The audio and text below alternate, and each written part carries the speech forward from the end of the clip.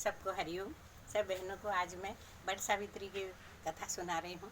कथा सुनने से श्रद्धा और भक्ति बढ़ती है, इसलिए मैं आप लोगों को सबको कथा सुना रही हूँ। आज कथा बोलने का महत्व है। आज सती सावित्री, सती अनसुईया हमारे जो यहाँ हुई हैं, उन लोगों ने जो व्रत किया और उससे उनको जो श्रद्धा और भक्ति से जो भी वरदान मिले, वो सबकी कथा है ये, जिसके सुनने से श्रद्धा और भक्ति बढ़ती है।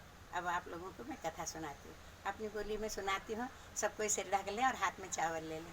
अब देखो, एक समय की बात है कि एक राजा था, बड़ो धर्मात्मा प्रजापालक राजा था, लेकिन वो यहाँ कोई संतान नहीं थी। सबने न सोची कि घर संतान नहीं है, तो सब ऋषि मुनि ने सब पूछे जाए न बात करी, लेकिन उन्होंने कही कि देखो, आप देवी की आराधना करो तो ही आपका घर कोई संतान हो सके, बस तो आपको कोई योग नहीं हो। उनने कही ठीक है। जब उन्होंने देवी की आराधना करी और देवी की आराधना करने से उनका घर एक कन्या को जन्म हुई। अब कन्या को जन्म हुए तो बड़ा खुश हुई। राजा ने खूब शहनाई होन बजाई और खूब बधाई होन बांटी। बस कन्या भी इतनी सुंदर थी, रूपवती गुणवती, धीरे धीरे धीरे धीरे बस चंद्रमा की कला का सरी बढ़ने लगी। और बढ़ते बढ़ते बस सयानी हो गई। एक दिन राजा ने देखा कि हमारी राजकुमारी तो सयानी हो गई, अब तो इनको विवाह करना चाहिए। एक लिए उनने अपना दूत नख बुलाया और उन्हें नख कही कि जाओ, तुम लोग चारी दिशा में जाओ और हमारी बेटी के लिए सुयोग्य वर ढूंढी खिलाओ। सब ढूंढने से गया, लेकिन कोई का घर मिला तो वर नहीं मिला, वर मिला तो घर नहीं मिला। अब सब चारे दिशा में घूमे घूमे न वापिस आई गया। राजा तो बड़ो हैरान परेशान हो गयो कि हमारी बेटी सुयोग्य छे, कर लिए तो बड़ो वर कहाँ से मिला गो। एक लिए वहाँ छे तो वहीं पर वह रहने लगी। अब जब एक बार अपनी सहेली ने के साथ में और वन विहार करने के लिए गई, तो उन्हें कही कि चलो सब रथ में बैठी न वन विहार करने गई। वहाँ जाई न कही देखो कि खूब अच्छा हरा भरा झाड़ होन, खूब फूल होन, खूब क्यारी होन लगी, खूब वो में विहार कर रही। वहाँ से उसकी दृष्टि पड़ी कि एक आदमी, एक नवयुवक जो एक सूखा झाड़ का काटी रहे, न उसका तन पर कपड़ा है, न उसका पाँव में वह पायदान है, और न उसका माथा पर कोई रुमाल रखेल जे। एक लिए वह मन में सोचने लगी, ये आदमी कितो मेहनती छे।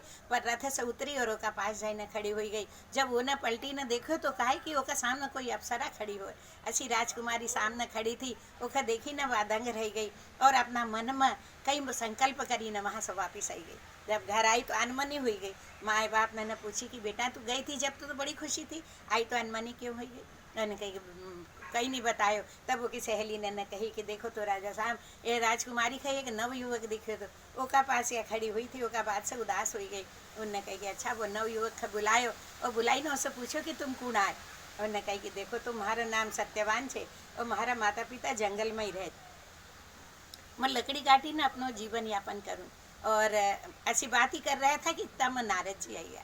जैसे ही नारद जी नारायण नारायण कहता हुआ नारद जी आया, राजा ने उठी ने उनको आदर सत्कार करे, उनका पांव चरण धुलाया, उनका आसन पर बिठाया। नारद जी के बताए उनने कि यो नव युवक छे, एका से सत्यवान नाम छे, एका से हमारी बेटी की शादी की तैयारी कर रहे हैं। उन्होंने कही, नारद जी ने कही कि अरे एका से शादी की कहाँ तैयारी कर रहे हैं, एक ही उम्र तो केवल अब साल भर बची, बाकी कोई उम्र नहीं है, ये आगे। नारद जी ऐसी कही ना और चले गया। अब राजा ने अपनी बेटी सावित्री को बुलाई ने कही, देख बेटा, क्योंकि एक ही नव युवक की आयु केवल साल भर की छे, एक लिए तू ऐसे शादी का हट मत कर, तू ये थारी जिद्दी छोड़ दे। उन्होंने कही कि देखो पिताजी, ये धर्म में एक बार जो भी लड़की अपना पति के वर मानी ले, सनातन धर्म का अनुसार वही को पति बनी जाए। अब मैंने सत्यवान का अपना पति मानी लियो, एक लिए मैं तो एक से शादी करूँगी। यो एक साल जिए या एक महीना जिए या एक दिन जिए। उन्होंने कहा कि बड़ा एक कठिन संकल्प है। राजा भी हारी गयो का सामना, और अच्छी धूमधाम से अपनी बेटी की शादी करी। जब दहेज देने लगे तो सत्यवान ने मना कर दी कि देखो साहब, मैं तो लकड़ी काटी ने मारो जीवन यापन करूँगा, मैं ये तो धन ले जाना का वो नहीं है। अगर महारा में होएगी शक्ति तो मैं हमारा हिसाब से मारो धन कर लूँगा। उन्होंने कही कि अच्छी बात है। सब छोड़ी न पैदल वो सत्यवान का साथ सावित्री चल दी। माए बाप रोता रहेगा कि इतनी फूल सारी पाली पोसी छोरी और देखो कहाँ जाई रही, लेकिन कहीं नहीं बोली सके का सामना। अब आ गई जंगल में, कहीं देखो कि टूटी सी टापड़ी छे, में दो ही अंधा माए बाप बैठेल था, जो न जाई न पाँव पड़ा। सत्यवान ने कही कि देखो तो ये मन राजा की राजकुमारी आए न हमारे से विवाह करे और यहाँ जंगल में आई गई।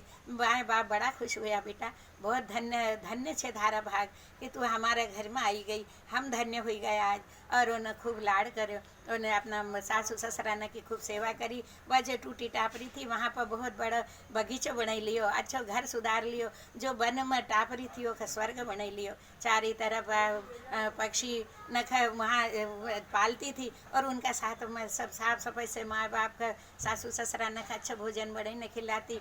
ब्रह्म मुहूर्त में उठती और भगवान में तुलसी की पूजा करती, सूर्य का अर्घ देती और उपास करती। ओखा मालूम था कि महारा पति की साल भर की उम्र छे। एक खड़ी से निशान लगाती जाती, एक लकीर खींचती जाती कोयला से और सूत को धागो ली गई जेमा वह रोज एक गठान लगाती जाती कि आज एक दिन होगा, आज 2 दिन होगा, अच्छी रोज गठान लगाती जाती।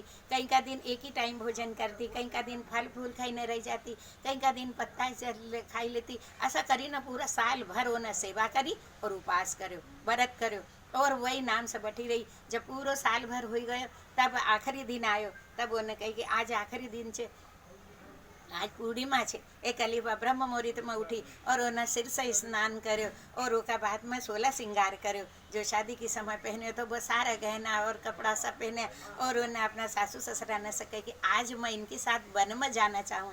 वहाँ जाई ना मैं उन्हें कही कि सासू ससुरा ने कही हाँ भाई तू ना आज तक साल भर साई कोई चीज़ नहीं मांगी, आज पहली बार कोई मांगी रही कि मैं इनके साथ जाऊँ। सत्यवान को बुलाई उन्हें समझायो बेटा एक ली जा, या जब से आई जब से मायका भी नहीं गई और इन्हें कोई कहीं कहीं चीज़ मांगी नहीं है, आज इन्हें मांगे तो खली जा। सत्यवान ने कही माँ जंगल में काई मिल लगो, और कही नहीं कुछ भी हो मैं चलूँगी। और अपना हाथ में गणपति और बाल में कुंड रखी लिया, पूजा को सामान रखी लियो और ओका साथ में चल दी।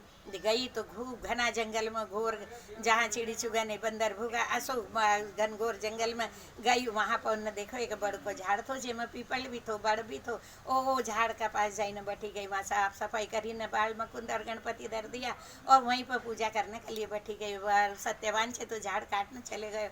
जब 12 बजे दिन का जब उन्हें जब लकड़ी वो झाड़ काट्यो तो ऊपर से ओका चक्कर आने लगे और चक्कर आईने नीचे गिरी गयो। जैसे वो नीचे गिरो वसी वह पूजा करी ना आई, दौड़ी ना आई और झट होना अपना गोदी में ओखा रखी लियो।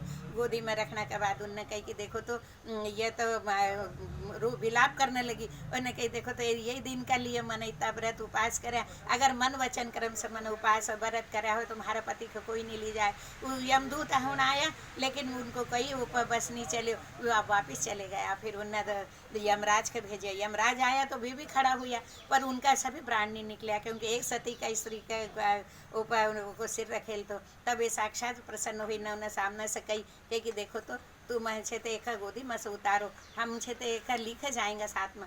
उन्होंने कही कि तुम ले जाओगा तो हमारे मन वचन कर्म से अगर कि वो करी तो मैं भी एक साथ चलूँगी। उन्हें छेते सत्यवान का नीचे उतारे और उन्हें प्राण निकाल लिया।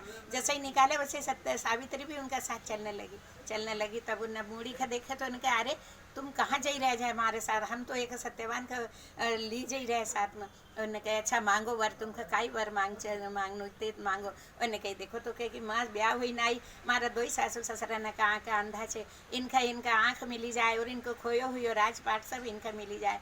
उन्हें कही कि तथास्तु। आगे चलने लगा तो फिर पीछे मुड़ी के देखी तो फिर सावित्री। उन्हें कहे अब काई मांगना चाहे, अभी भी कहीं यारू मांगना थारी इच्छा हो तो मांगी ला। उन्हें कहे कि देखो तो कहे कि हमारा माँ बाप न कहीं यहाँ कोई संतान नहीं है, एक अली उनका घर 100 पुत्र हो जाए।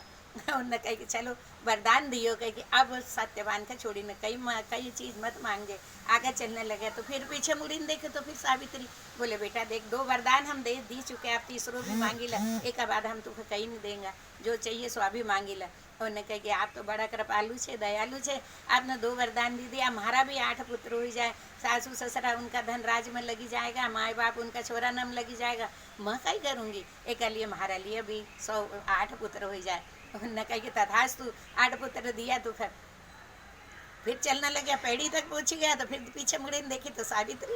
उन्हें कहा कि अब तो क्यों आई रही, अब तो थारा 3 वरदान दे दिया। उन्हें कहा कि महाराज आप भी काई बात करो, आपने मखा वचन दिया, मखा आशीर्वाद दियो कि थारा 8 पुत्र होएगा, पर हमारा पति का तुम ली जाई रहे, मखा 8 पुत्र कैसा होएगा। उन्होंने कहा कि अरे आज तूने मखा वचन में हरा ही दिया, कह कि देखो तो ये भारत की नारियों ने ये सती स्त्री या पतिव्रता स्त्री जेने सती अनसुईया ने ब्रह्मा विष्णु महेश के बालक बनाई दिया और तूने आज यमराज का हराई दिया। आज तक यमराज का कोई ने नहीं हरायो। मैं थारा ऊपर बहुत प्रसन्न छे। एकले मैं थारा सत्यवान का वापिस करूँ और नवती घड़ी सत्यवान का प्राण वापिस कर दिया। जैसे ही वे नीचे आया देखो तो सत्यवान सोयो तो एकदम उठी न बैठो हुई गो। उन्होंने कहा काई हुआ? हम तो गहरी नींद में सोई गए। बोले कि हाँ आज आपका प्राण बची गया आपका। दो ही न खड़ा हुई न बड़का नीचे बाल में गणपति की पूजा करी। वो जो न सूत लाई थी लपटी न वो भगवा का सूत सा लपटी न और अच्छी आरती करी, फल चढ़ाया, अन्न चढ़ायो। सब सुहागन स्त्री ने का पाँव पड़े, सब ने से आशीर्वाद लिया, सब ने खूब आशीर्वाद दिया। देखो तो देवता हम प्रसन्न हो गया। ऊपर से देवता ने उनका ऊपर फूल बरसाया और उनने कही कि देखो तो आज से जो भी कोई बड़ सावित्री की बड़ का नीचे भगवान की पूजा करेगो और सत्यवान सावित्री की कथा सुनेगो, उसका नाम से अगर पूजा करेगो तो उसका ऊपर भगवान प्रसन्न होएगा। ओके सुहाग की रक्षा भगवान करेगा, होगा अन्न धन बरकत देगा, ओकी सब मनोकामना जो होगी वो पूरी होगी। और सब ने उसी समय सबका पाँव पड़े और सब ने आशीर्वाद दिया। उसके बाद भगवान के ऊपर प्रसन्न हुआ। आज का दिन जो भी कोई सत्यवान सावित्री की कथा करे और ओके नेम सौ की पूजा करे तो ऊपर भगवान प्रसन्न हो जाए। बोलो सत्यवान सावित्री की जय, बड़ा पूर्णिमा की ही जय। हे भगवान सबकी रक्षा करना आपको धर्म छे। अया आखिरी की कहानी कहूँ छूँ। वाड़ी वाड़ी सोना की वाड़ी जहाँ बैठी करण कुंवारी, काई मांगे दूध पूता, भात मांगे, कपाल भरी कुकू मांगे, गला भरी गलसणी मांगे, हाथ भरी चूड़ा मांगे, पाँव भरी बिच्छा मांगे, पति को राज मांगे, छोरा कमाई मांगे, वो को परिवेश मांगे, दासी को दास्य मांगे, किरकान को भोजन मांगे, चंदन की लकड़ी मांगे, पति को कांधो मांगे, वैकुंठ को वासो मांगे, गंगा को तीर मांगे, 11 को दिन मांगे। भगवानों को ऊपर चुष्टमान हो या सब पर हो। अचानक छोटो बिना को मोटो चटका से चल दीजो, पटका से मोद दीजो। बोलो गजानंद भगवान की जय।